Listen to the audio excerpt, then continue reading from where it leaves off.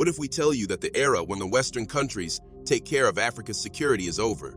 A powerful African country, South Africa, is rising like no one else, standing against the powerful oppressor and even caring for the African countries, because the security situation has deteriorated in the Democratic Republic of Congo and the UN peacekeepers did nothing. South Africa has come up with a solution to avoid exploitation and be dependent on Western forces for internal security. South Africa announced it would deploy its security forces to Congo. Because the UN peacekeepers have started leaving Congo, it's best the South African security forces are deployed immediately. But what will these forces do in Congo? And will they be any better than the UN peacekeeping mission? Let's find out, because things are about to change. Earlier, in September 2023, President Felix Tshisekedi of the Democratic Republic of Congo made a bold statement. It was a direct order for the United Nations to withdraw its peacekeeping mission swiftly. Many locals fervently urged for the UN mission to depart from the Congo, and protests against the peacekeepers escalated into violence, resulting in the loss of dozens of civilian lives. This was the result of decades of grievances against the United Nations peacekeeping mission. In 2010, a UN peacekeeping force known as MONUSCO took over from its predecessor, MONUS, which was established in 1999 to contribute to peace and stability in the DRC. Addressing the UN General Assembly, Tshisekedi emphasized the vital importance of MONUSCO's withdrawal in resolving the conflict between the Congolese people and the mission. It's because, for over 24 years, the UN mission did not achieve any concrete objectives. Therefore, letting them stay and continue the mission was impractical. You should know that the number of troops was not in the hundreds, but thousands. MONUSCO had a staff strength of over 17,000 in the DRC, including 14,000 military personnel. But despite such a number, the security situation deteriorated in Congo. People argued that the UN mission never really tried to wipe off the terrorists. Rather, ensuring they remained in Congo was their goal.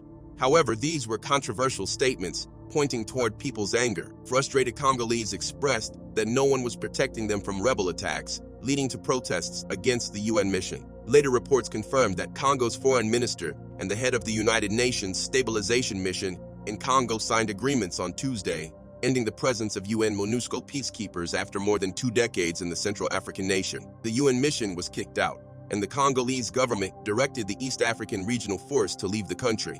The government alleged a lack of satisfactory results on the ground. That's when the threats of security vacuums were raised. Since Congo was expelling the UN mission and East African regional forces, experts feared that it would create a security vacuum.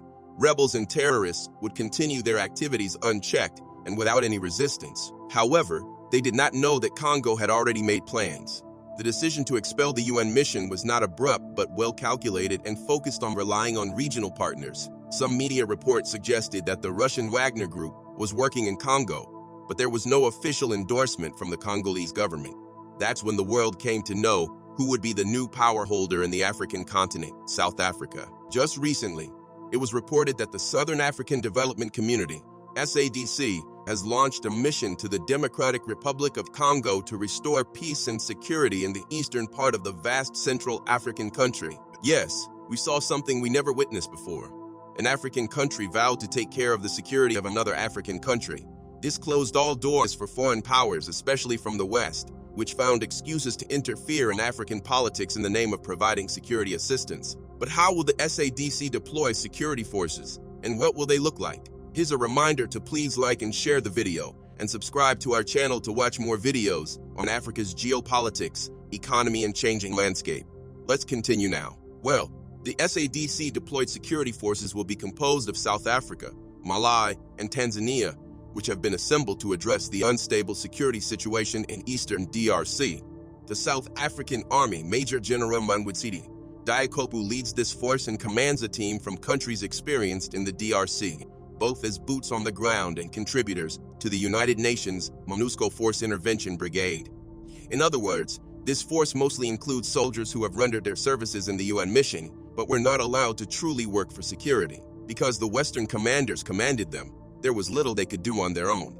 However, their service gave them an experience that they could use to take care of Congo's security in a true sense. Diakopu, with 4 completed tours of duty, including commanding the FIB during one tour, brings valuable experience to the mission. The SADC mission in the DRC is expected to replace the East African Community Regional Force and assist national security forces. particularly in combating the M23 rebels, a group allegedly supported by Rwanda. The SADC force aims to collaborate with local security forces to neutralize the main rebel groups operating in eastern DRC, a task that MONUSCO and the East African Community Regional Force have struggled with for the past 20 years. But are South African forces capable of managing the security situation in Congo? Well, that's what you should know about South Africa and its true power.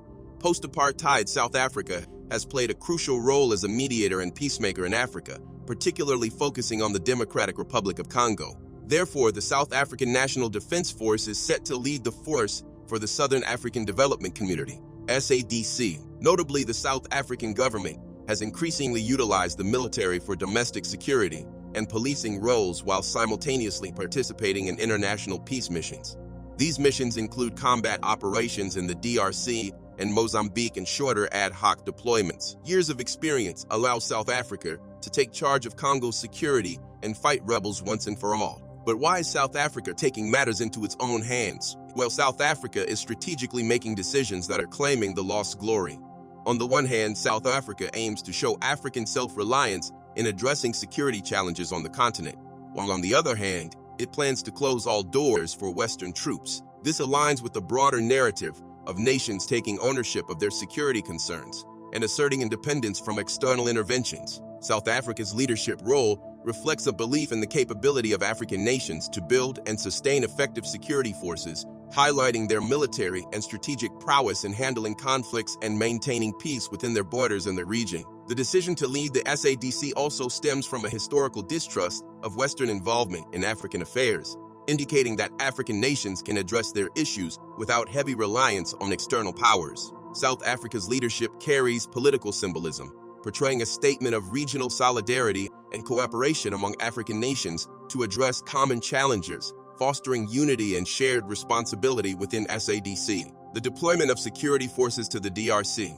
under South Africa's leadership, responds to specific regional threats, such as the activities of rebel groups like the M23, demonstrating a commitment to regional stability and suppressing threats that could impact neighboring countries. Additionally, South Africa leading the SADC intervention allows Africa to reduce dependence on troops for regional security.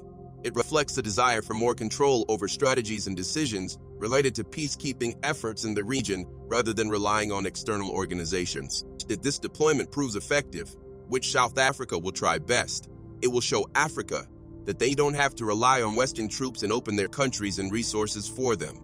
This will be the beginning of a new era. What do you think? Should African countries establish a mutual security force that can take care of terrorists and replace the UN and foreign troops? Isn't it true that South Africa is becoming the country that can unite African nations and make the continent stronger than ever? In the comments section right below, let us know your thoughts on the South African Development Community's deployment of forces to Congo. Do you want to watch more videos like this one? If yes, subscribe to our channel and press the bell icon next to it. We have decided to bring videos on something nobody talks about: African politics, economy, and increasing power. Thanks for watching, and until the next video, stay tuned. Tell us what you think in the comment section. Like and share the video, and subscribe so that you don't miss any of our African videos. It's the best way to support us.